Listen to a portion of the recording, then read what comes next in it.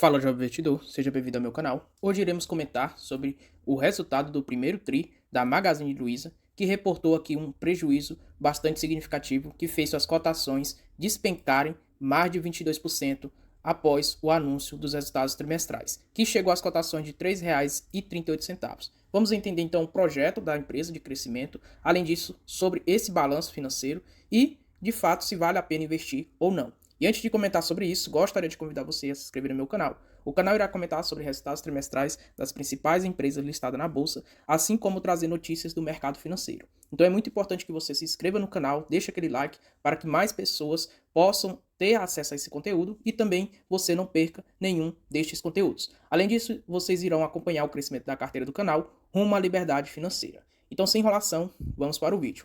Então, o primeiro ponto é que o vídeo não se trata de recomendação de compra ou de venda. Simplesmente aqui é um vídeo para expressar e melhorar conteúdo sobre educação financeira. Então, vamos primeiro ver no que a empresa cresceu e a gente vê que a empresa ela cresce acima do mercado em relação aos seus pares. E se a gente pegar em relação ao e-commerce, ou seja, o mercado online, a gente vai observar que houve um crescimento de 25 pontos percentuais em relação aos seus pares, que reportaram aqui uma queda de 14% nesse sentido. E a gente observa a Magazine Luiza crescendo 11% e a diferença entre os seus pares é de 25 pontos percentuais. Além disso, a gente observa também que, em relação ao primeiro TRI de 2022 versus o primeiro TRI de 2023, a empresa também cresce no mercado offline.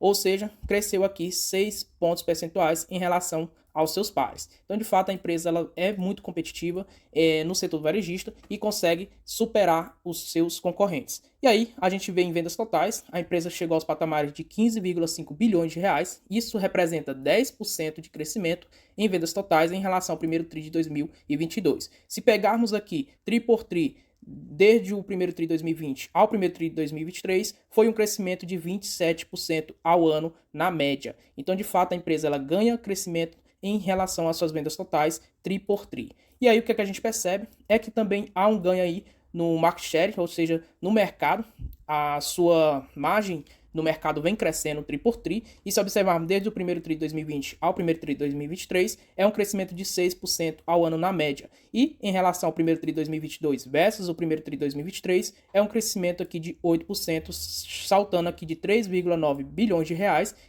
na evolução de vendas em lojas físicas para 4,2 bilhões de reais. Então, há esse crescimento de ganho de market share de 1 ponto percentual em relação às lojas físicas dentro do mercado. E se a gente observar, é um ponto muito interessante porque é um crescimento em lojas físicas de 8%. Outro ponto que a gente vai observar também é em relação aos últimos crescimentos sobre o e-commerce. Então, de fato, o e-commerce cresce aqui na média 40% ao ano, desde o primeiro TRI de 2020 ao primeiro TRI de 2023, e em relação ao primeiro TRI de 2022, cresceu 11%. E é um ganho aqui de 6 pontos percentuais no market share na parte do mercado digital em vendas aqui no e-commerce. Então, de fato, a empresa ela vem se performando muito bem em relação aos seus pares e ganha aí tanto fatia do mercado como também na evolução de vendas online e também de lojas físicas. E isso é um ponto muito positivo dentro da empresa que consegue melhorar suas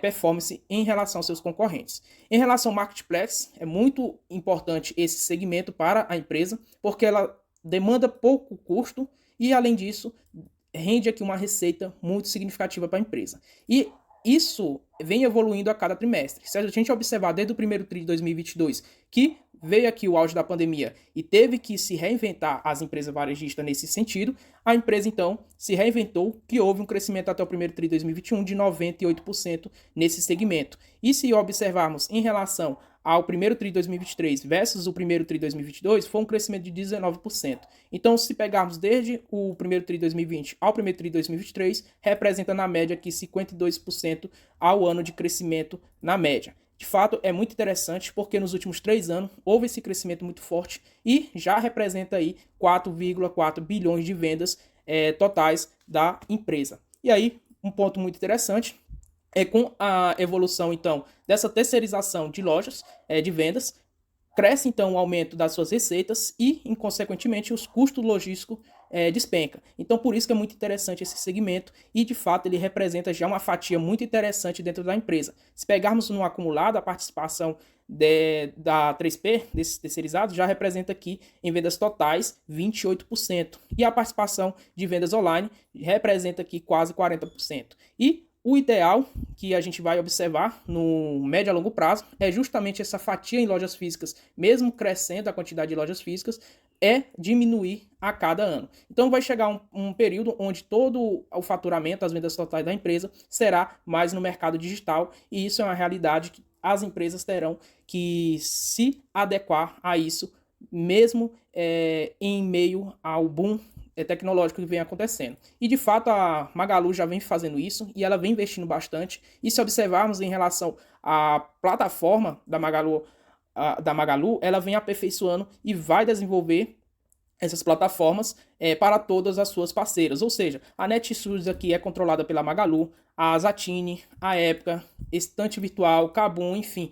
Essas empresas todas são controladas pela Magazine Luiza, que já está adaptando todas elas para receber as suas plataformas digitais. Além disso, também aplicar aqui o market share em relação a terceirizar, fazer vendedores em quase todas as suas lojas. Na Netshoes já está ok e na Zattini também. Na Kabum apenas para 1P, mas está em desenvolvimento já logística para 3P.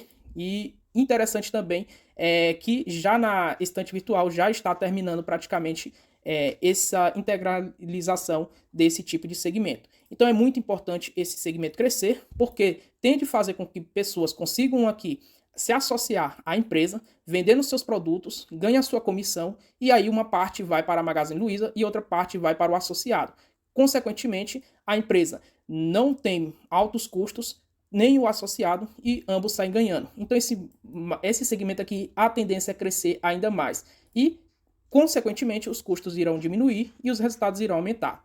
E muito bom essa estratégia de crescimento da empresa, e aí a gente vai entender agora a relação dos resultados financeiros. E aí o que a gente observa? Que as suas vendas totais aumentaram 10% em relação ao primeiro TRI de 2022, foi um crescimento de 10%. O e-commerce também aumentou 11%, crescimento aqui em todos os seus parceiros de associados no market share de 19% para 3P, crescimento de 6% para 1P e crescimento em lojas também físicas de 8%. Então, a gente observa que a empresa cresceu bastante. Mesmo com as receitas crescentes, a gente viu que o custo também foi crescente e isso fez com que os lucros aqui, então, despencassem. E aí, a gente observa, então, que a sua EBITDA ajustada, por exemplo, foi reportada de 448 milhões de reais e a margem bruta da empresa, ela despencou um pouco em relação ao primeiro TRI de 2022, que era de 27,8% e agora é de 27,3%.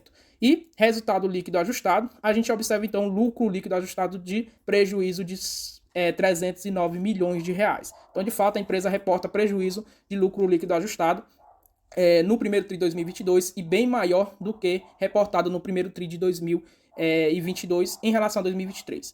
E aí o que a gente observa? O capital de giro da empresa reportou aqui 0,5 milhões de reais, onde em dezembro de 2022 reportou 2,3 bilhões de reais de capital de giro. Foi uma queda de 2,2 bilhões de reais e se compararmos com os balanços do ano anterior, a gente observa que foi um prejuízo de 1,2 bilhões. Então melhora nesse sentido o seu capital de giro em relação ao TRI no mesmo período do ano passado. As suas despesas elas crescem TRI por consequência da taxa Selic alta. Então, consequentemente, quando a taxa Selic começar a cair, as despesas também financeiras irão começar a recuar. Então, é muito esperado que isso aconteça. O mercado já prevê queda aqui da Selic para até o final do ano e, consequentemente, quando isso acontecer, pelo próximo ano de 2024, a gente vê um cenário aqui de despesas financeiras recuando em relação ao ano corrente e também ao ano de 2022. Então, ponto aí de expectativa para a Magalu nesse sentido, porque conseguindo reduzir essas despesas, ela consegue ser mais eficiente e, quem sabe, reportar lucros.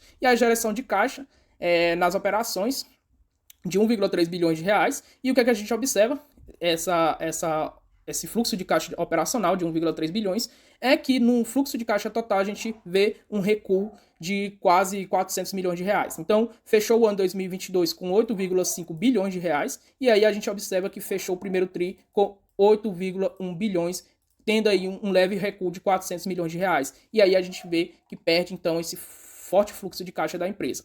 Se a gente pegar agora o faturamento em relação ao segmento da Magazine Luiza de cartão de crédito, a gente percebe que houve um crescimento nesse segmento, tendo um recuo de 10% em relação ao cartão de crédito da Magazine Luiza dentro da Magalu, porém um crescimento de 15% fora da Magalu, sendo um crescimento total de 10% em relação ao primeiro TRI de 2022 versus o primeiro TRI de 2023, reportando 13,6 bilhões de reais em faturamento no segmento de cartão de crédito. Outro ponto interessante é que vocês não devem se confundir faturamento com lucro. E a gente vai ver a base do cartão de crédito da Magazine Luiza cair no TRI por TRI, e aí observação aqui nesse sentido para os executivos da empresa ficarem alerta, porque se a base de cartões vem despencando, o que justifica esse aumento aqui justamente é os juros altos dos cartões de crédito e, consequentemente, da taxa Selic. Então, se os juros começar a cair, consequentemente, os juros de cartões irão cair e aí, provavelmente, o faturamento pode ser impactado. E por que eu frisei que faturamento não é lucro? Porque a empresa reporta prejuízo aqui nesse segmento, de 27 milhões no primeiro TRI de 2022 e agora no primeiro TRI de 2023 aumentou para 35 milhões. E o índice de inadimplência é muito alto, chegando aqui aos patamares de 10,6% para inadimplência acima de 90 dias e inadimplência de 15 a 90 dias de 3,7%. Então é muito alto o índice de inadimplência nesse segmento, mesmo apresentando aí receitas crescentes no segmento de cartão de crédito da Magazine Luiza. E para finalizar, um resumo geral dos resultados da empresa, a gente observa que ela melhorou tanto a sua receita bruta, em quase 7%, quanto a receita líquida, em 3,5%.